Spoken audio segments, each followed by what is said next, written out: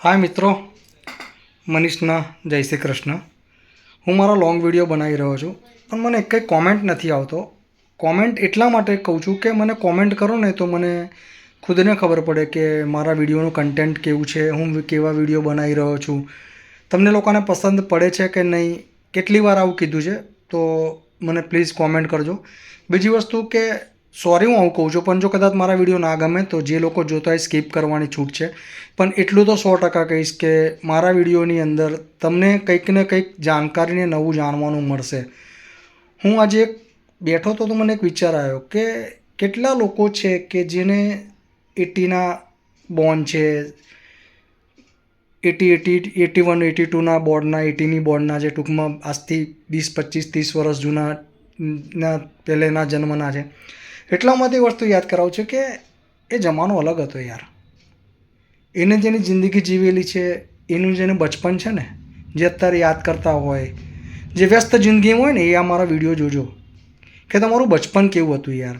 એ બચપનમાં નહોતો મોબાઈલ, નથી કોઈ એવી ચીજ, કેવી મજા આવતી હતી જિંદગીની અંદર યાર.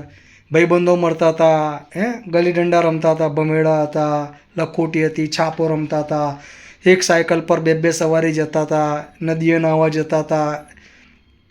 દિવાળીની અલગ જ મજા હતી યાર.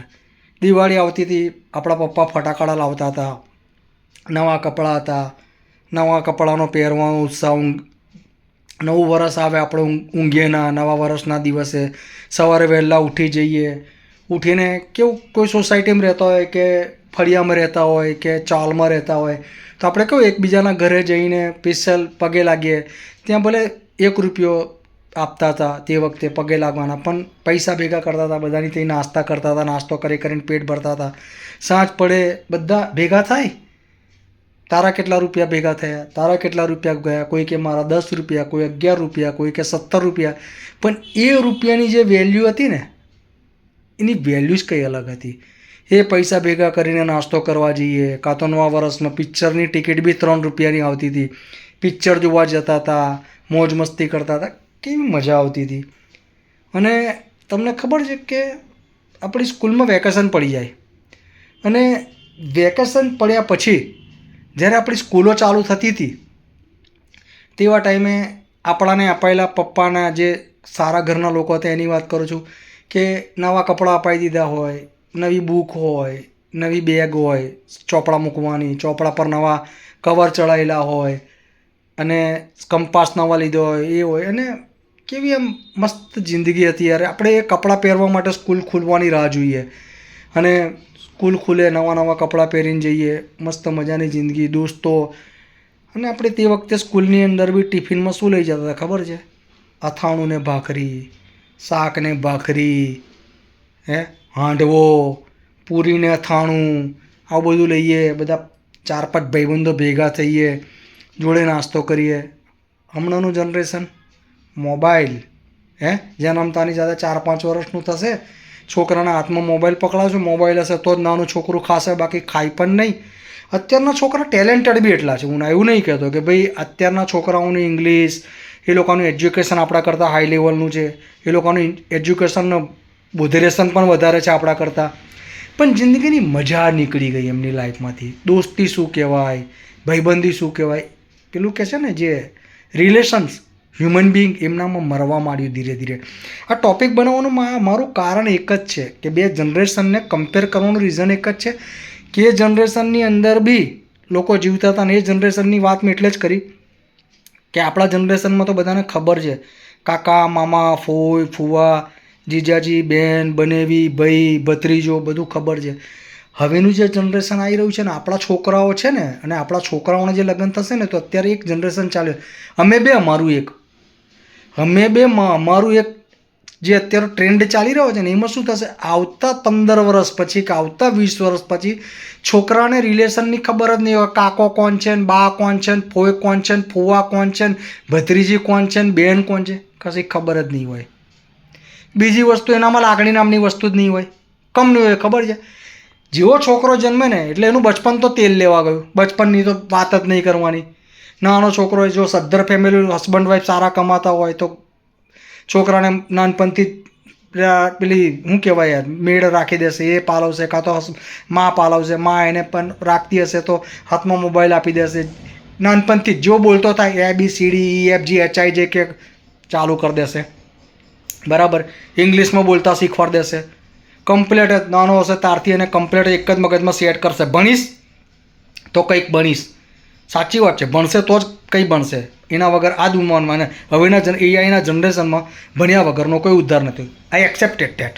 હું એને વસ્તુને એક્સેપ્ટ કરું છું. પણ એનો મતલબ એવો નથી કે આપણી માતૃભાષા ભૂલી જઈએ યાર. તમે ABCD શીખવાડો છો, કોઈને ક ગ નહીં શીખવાડો. અત્યારના જનરેશનને કોઈને પૂછો ને 69 કેટલા, 79 કેટલા, તો ગૂંચવાઈ જશે. કેટલાય ગૂંચવાઈ જશે. પૂછશે ઇંગ્લિશમાં બોલ. આ તો આપણું જનરેશન છે યાર. એને પૂછે ને 69 કેટલા, એટલે વિચાર કરશે. 79 કેટલા, એ વિચાર કરશે. આ આપણું એજ્યુકેશન છે. કઈ ગઈ આપણી માતૃભાષા? માતૃભાષાનું તો બહુ મોટું મહત્ત્વ છે. માતૃભાષા હશે ને, માતૃભાષાની અંદર જે લાગણીને જે ઉમળકો છે ને, એ કોઈ જગ્યાએ નથી. આ બધું કહેવા માટે જ મેં તમને કહું છું કે જિંદગીની અંદર ગમે તેવી સિચ્યુએશન આવે યાર, તમે છોકરાનું બચપન જીવવા દો યાર, એનું નાનપણ એને જીવવા દો યાર. એના નાનપણથી જ એના માથે બર્ડન ના નાખી દેશો યાર. હા, એજ્યુકેશન આપવું જરૂરી છે. તમે એને જીકે આપો, જનરલ નોલેજ આપો, ધીમે ધીમે એને ભણાવવા બાજુ વાળો, પણ એને પોતાની લાઈફ તો જીવવા દો યાર. કેટલા નાના છોકરા એવા છે કે મોબાઈલ આપીને છોકરું 10 વર્ષનું થાય કે 8 વર્ષનું થાય ને ચશ્મા આવી જાય છે એના આંખે. ચશ્મા પહેરીને એને જવું હોય છે સ્કૂલની અંદર.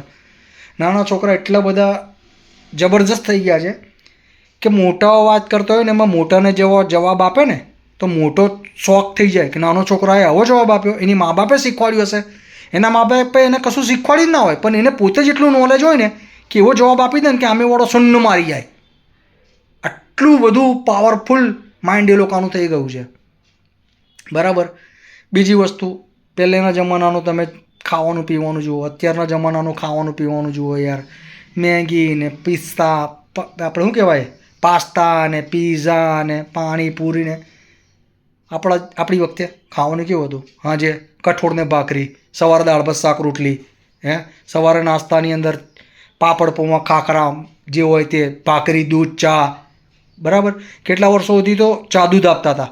અમારી વાત કરો, અમને લોકોને. હું 12 વર્ષનો હતો ત્યાં સુધી ચા દૂધ પીધેલું છે. અને હમણાં તો બોર્નવિટા. ઇટ્સ ઓકે, બોર્નવિટા છે, સારી વસ્તુ છે, બધી સારી વસ્તુ છે. પણ મારો કહેવાનો મિનિંગ એક જ છે યાર, જિંદગીની અંદર છોકરાઓને ડેવલપ કરો, પણ એવી રીતે ડેવલપ કરો ને કે એની અંદર એવો સંસ્કાર સિંચાય કે સંબંધ શું છે, કુટુંબ શું છે, ફેમિલી શું છે, એ બી એની અંદર સંસ્કાર નાખો. એને પહેલેની રમતો ગમતો બી બતાવો કે અમે આવી રમત ગમત પણ રમતા હતા. ભાઈ બાંધુ માટે પ્રેમ ભાવના જાગે એવું એની જોડે એવું એને બતાવો કે ભાઈઓ વચ્ચે આવો પ્રેમ પણ હોય, કાકા મામાના ફોવાના છોકરાઓ જોડે પણ આવો પ્રેમ હોય. બહુ લાંબો વિડીયો થઈ ગયો છું. અહીં મારા વિડીયોને હું પૂર્ણ વિરામ કરું છું. મારો વિડીયો કદાચ તમને ગમ્યો હોય, મારો વ્લોગ તમને ગમ્યો હોય તો પ્લીઝ મારા વ્લોગને લાઈક શેર સબસ્ક્રાઈબ કરજો. જય શ્રી કૃષ્ણ.